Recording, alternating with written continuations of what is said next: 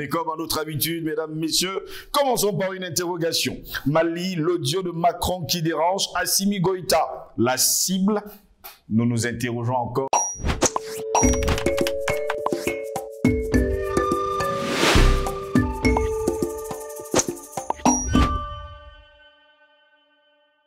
Madame, Messieurs, bon après-midi, bienvenue à toutes et à tous. C'est avec le sourire que nous démarrons cette édition de Parole panafricaniste. Nous sommes très heureux de vous savoir nombreux sur nos plateformes numériques, YouTube, Facebook, Instagram et TikTok. Vous n'avez qu'à liker encore et partager au plus grand nombre pour que Panafricaniste TV soit connu de par le monde. Je n'aurai pas d'argumentaire à faire, je vous reviens justement et je reprends les propos d'Emmanuel Macron sur cet audio qui date depuis quelques semaines et qui fait le tour de la toile. Emmanuel Macron déclare justement dans cet audio, je cite, « Le Mali appartient à la France et non à la Russie. Alors ensemble, nous devons trouver une solution. Votre mission sera donc d'infiltrer le cœur de leur pouvoir. Utiliser le peuple. Il y a forcément des gens qui ont besoin d'argent. On va réfléchir ensemble pour comment trouver une solution. Ces criminels militaires au Mali, prenez les moyens qu'il faut, car si on continue comme ça, on va perdre le Mali. Et si on perd le Mali, on va perdre notre rang économique. Soit on renverse le pouvoir malien, soit on révolte le peuple contre eux. Comment vous avez fait pour ne pas dégager ces putschistes maliens alors que vous avez eu les moyens pour cela? Ils ont pu convaincre des politiciens maliens pour être avec eux. Ils ont pu convaincre leur peuple à leur faire confiance. Et bien d'autres choses encore qu'Emmanuel Macron déclare dans cet audio. Il déclare d'ailleurs, nous devons les renverser. Nous devons les renverser à tout prix. Voilà pourquoi nous nous interrogeons encore ce matin, cet après-midi. Mali, l'audio de Macron qui dérange, Assimi Goïta, la cible, telle est notre grande interrogation. Et pour répondre à nos questions, nous sommes avec le président Badakani cet après-midi. Président Badakani, bon après-midi, bienvenue à vous. Bon après-midi à vous, Jocelyn Gross. Toujours heureux d'être à vos côtés. Très heureux de vous avoir. Pour la continuité du combat historique qui ne saurait s'arrêter, au contraire. Nous entrons dans une phase d'accélération dans le cadre du combat panafricaniste qui va nous amener à des auteurs que pour l'instant on ne peut pas dessiner les contours. Mais ce sont des auteurs heureux, des auteurs de félicité en termes de libération de l'Afrique et de l'humanité, comme, n'est-ce pas, on le voit à travers la thématique de cet après-midi. Permettez-moi de saluer Giresse, grâce à qui on peut travailler dans de bonnes conditions techniques, de saluer tous ceux qui sont attachés à notre chaîne de télévision et qui croient à ce que nous faisons. Très heureux de vous avoir, président Badakani. Pourquoi mourir et mourir en passant inaperçu sur la terre? Eh bien, il faut bien mourir et écrire justement son nom en lettres d'or parmi ceux qui vont vivre pour l'éternité. Qui disait, je lutte dont je vis. Dont je vis, justement. Mali, l'audio de Macron qui dérange, Assimi Goïta, la cible, telle est notre grande interrogation. Président Badakani, dans cet audio, on entend audiblement Macron déclarer « Le Mali appartient à la France et non à la Russie ». Alors nous allons trouver ensemble, nous devons trouver une solution. Votre mission sera donc d'infiltrer le cœur de leur pouvoir. Utiliser le peuple, il y a forcément des gens qui ont besoin d'argent.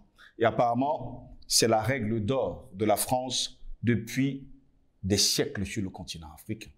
C'est une information pour les Africains qui travaillent contre l'Afrique, oui, qui refusent d'accepter les évidences, comme nous déclinons d'ailleurs depuis plus de 10 ans, mais que d'autres ont commencé à décliner avant nous, oui, nos prédécesseurs, tous ceux qui se battent pour l'Afrique.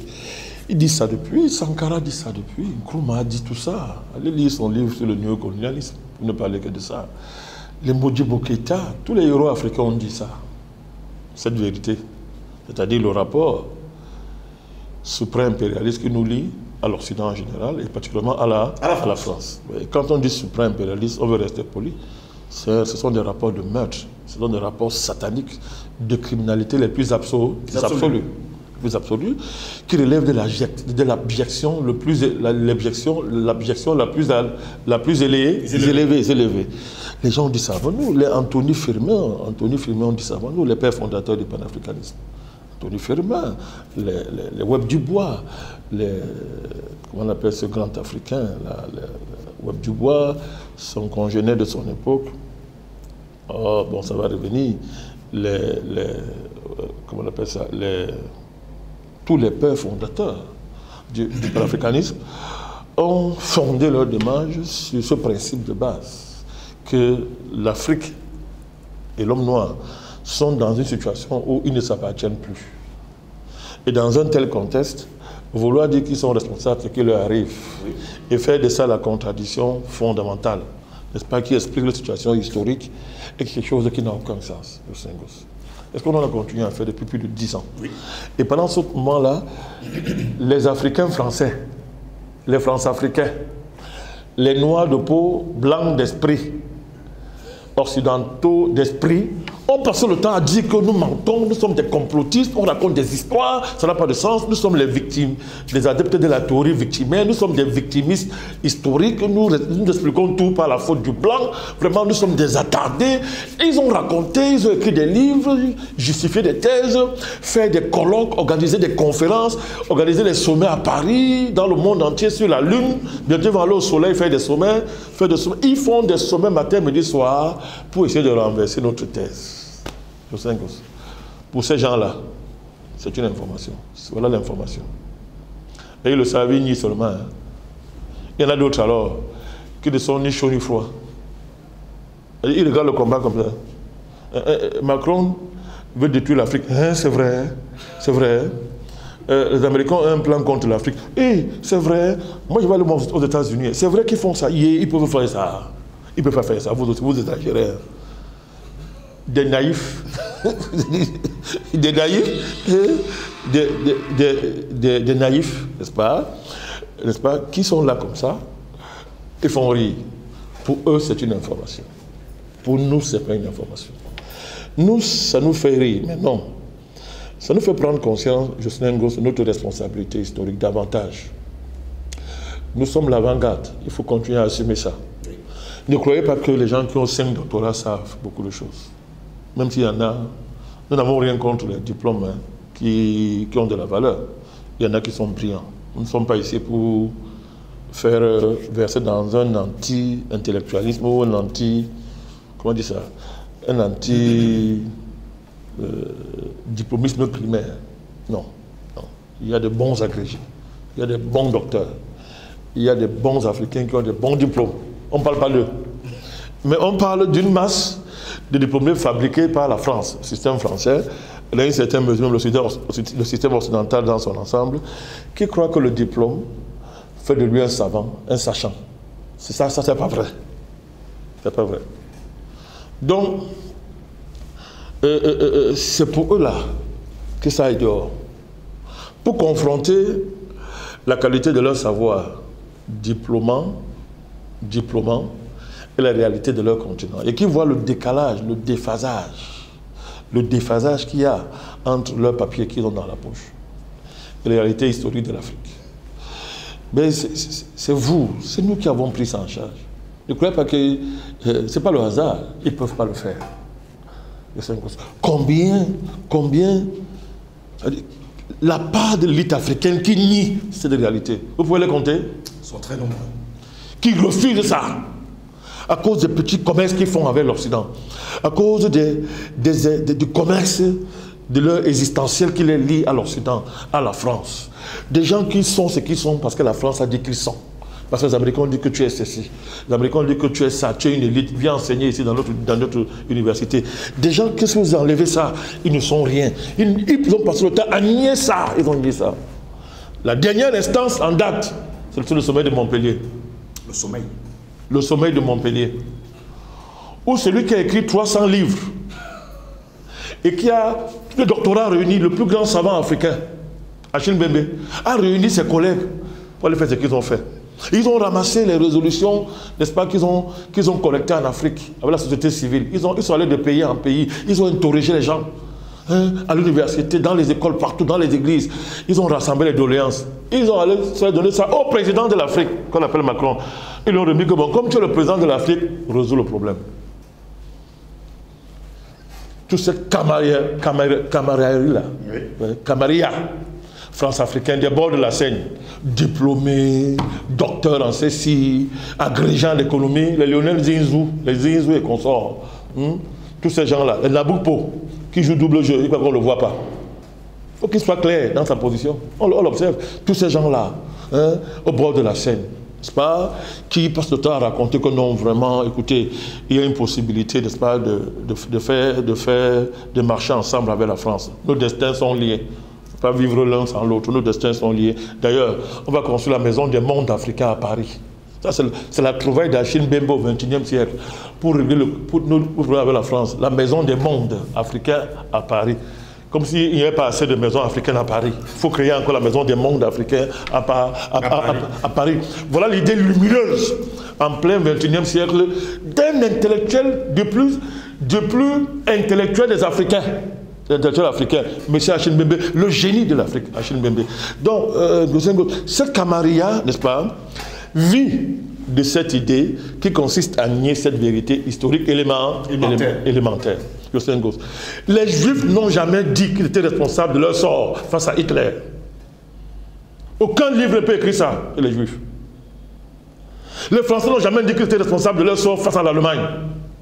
Les Français qui ont dit ça, on les appelle pétainistes. Ils sont la honte de la France. De Gaulle les a fusillés quand il est entré dans Paris. Les insurgents américains n'ont jamais dit qu'ils étaient responsables de leur sort face à leurs cousins d'outre-Atlantique, anglais. Les révolutionnaires chinois n'ont pas dit que la Chine était maudite à cause de responsables de leur sort. L'élite qui a produit les révolutions dans ces pays-là n'a pas basé sa démarche sur ces genres de théories honteuses. Ça ne veut pas dire qu'on ne connaît pas nos responsabilités, parce que ça veut dire, attention, mais élaborer, faire de la trahison, de la traîtrise, la théorie opératoire qui est censée sauver un continent, il n'y a qu'à l'Afrique où on voit ça. Ces exégètes, ce sont les Mbembe, les musiciens, les stars africaines. Les influenceurs. J'arrive. Les stars africaines d'abord. Les artistes qui sont tous pris en charge par la coopération française, qui circulent, font des concerts, ne peuvent pas vivre sans être parisiens. Ne peuvent pas dire un seul mot sur le sort de leur continent. Parce qu'on va les arracher le passeport, le document, on va arracher ça. Et ils vont mourir s'ils ne vont pas à Paris. Ils vont mourir s'ils ne vont pas à Berlin. Ils vont cesser de vivre. Nous comprenons tout ça, mais ne venez pas après nous dire que la théorie historique de l'Afrique, c'est que nous sommes responsables de ce qui nous est arrivé et que les Blancs nous aiment même trop. En fait, il y a le fardeau de l'homme blanc. Le blanc souffle trop parce qu'on est là. Nous sommes un fardeau pour le blanc. Ne venez pas nous dire ça. Les footballeurs, tous ces stars-là, ils vivent de ce commerce-là, de ça. Pourquoi M. Macron, dans son discours, il dit bien que non, les nouveaux acteurs de la diplomatie mondiale, c'est la société civile, les musiciens, les sportifs, les intellectuels. Pourquoi il parle? Cette galaxie qui fabrique là, pourquoi c'est le hasard? C'est pour nier ça. Ce qui est dehors maintenant, c'est pour nier ça. Là pourquoi toute cette bande-là est anti-panafricaniste primaire. Maintenant on va terminer avec les influenceurs, le nouvel reste. Les influenceurs. Et influenceuses. Et influenceuses. C'est-à-dire qu'ils influencent les sens, les pulsions bestiales de l'Africain. Nous réduire à ça. Le goût du luxe. Et comme par hasard, le luxe n'a pour seul domicile que Paris. La plus belle avenue du monde. Qui veulent vanter le beau, le luxueux. Ils sont en Suisse ou à Paris ou à Washington. Il n'y a aucun village africain qui peut les servir, aucun espace africain qui peut les servir de lieu d'exhibition de leur pulsion là. Les influenceurs, ils influencent les sens. Tu vaux parce que ta peau brille. Ta valeur se réduit à la qualité de la chemise que tu as portée en plein 21e siècle. Est-ce par hasard qu'ils sont les maîtres des réseaux sociaux? Les algorithmes ne les connaissent pas. Quand l'algorithme arrive sur eux, ça augmente leur vue. De manière mécanique, ça augmente leur vue de manière mécanique. Pourquoi? Parce qu'ils sont en train de magnifier la théorie fondamentale de l'impérialisme que Senghor avait élevée au pinacle. L'émotion est nègre. Et la raison est hélène.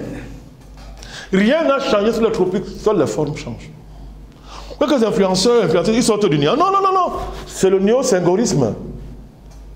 élevé au niveau d'une pratique géopolitique qu'on généralise. Le nègre se réduit à ça. Il danse, il chante, il rit, parce qu'il est sous le soleil. Et la conséquence, c'est quoi? Il ne peut pas réfléchir aux affaires de l'histoire. Ça ne le concerne pas. Ça, c'est réservé aux Blancs.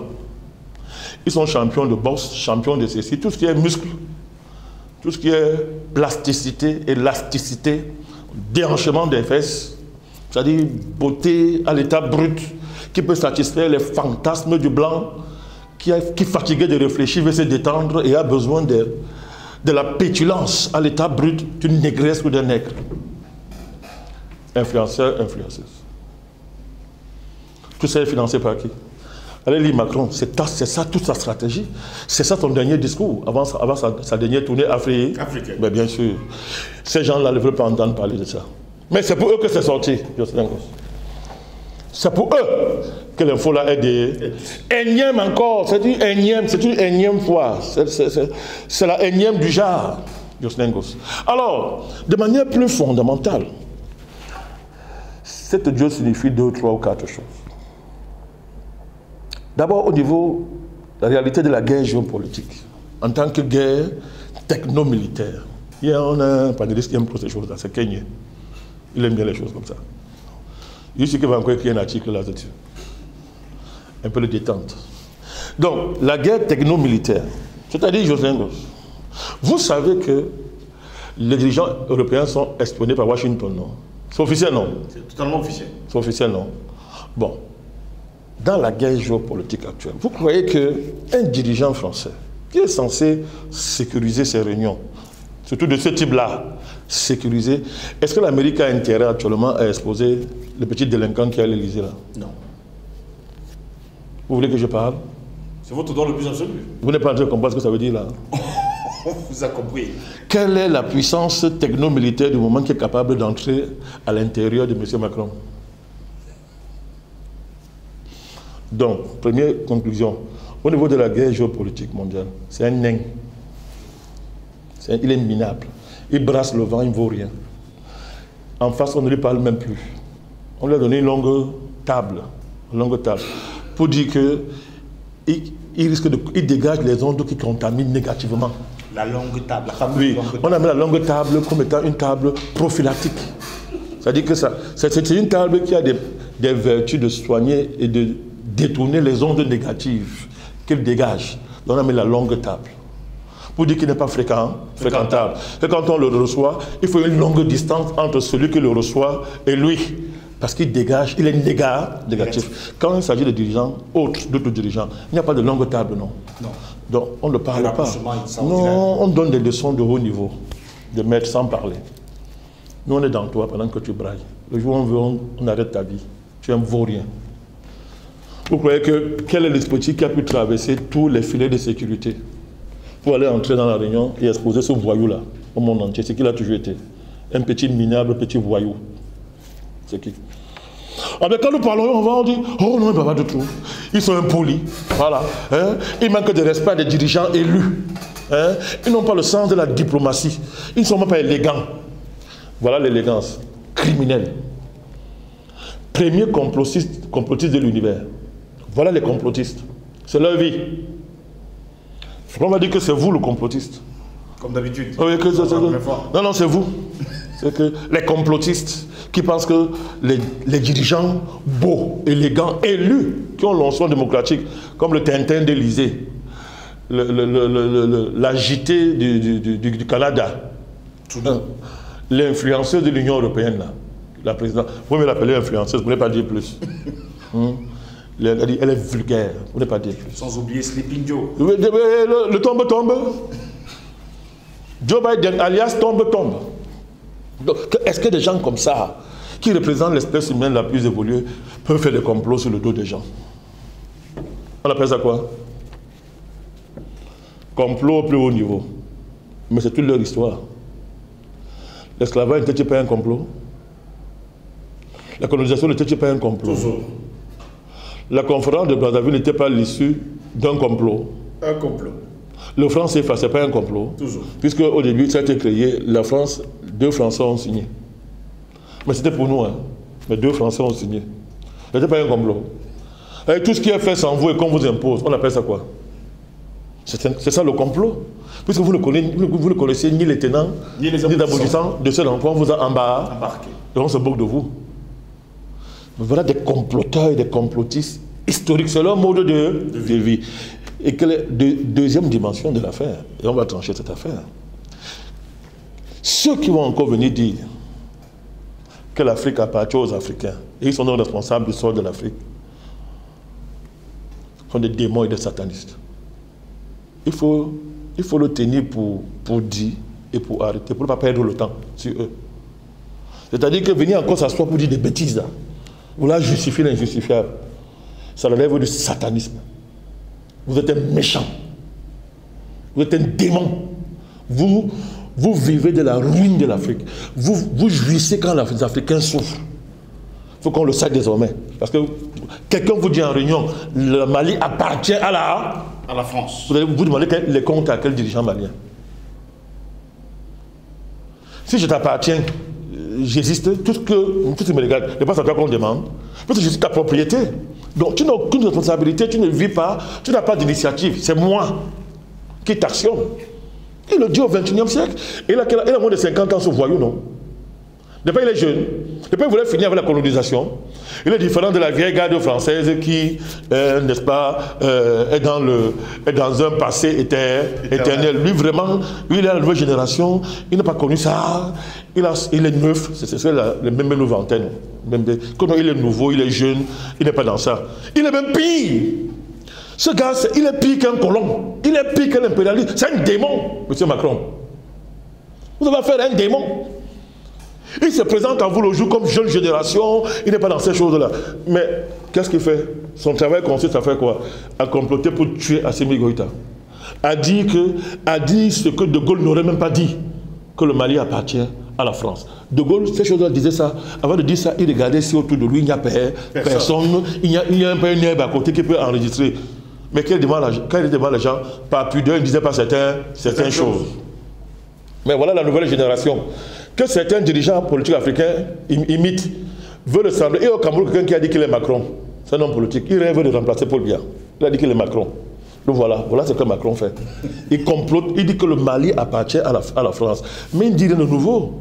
Comment voulez-vous que Macron, mondialiste assumé, n'est-ce pas, assumé, quelqu'un vaccinateur universel assumé, pourquoi voulez-vous qu'il vienne vous dire le contraire? Il est dans ça, mais avant lui, on a écrit ça avant lui, non? Que dit la charte de l'impérialisme? C'est la même chose. Alors on a dit, le livre là, c'est un document inventé. Au début, quand on parlait de ça, tu te rappelles? Que non, ça n'existe pas. Quand nous sommes allés démontrer que, bon, allez au musée de machin qui est en Belgique.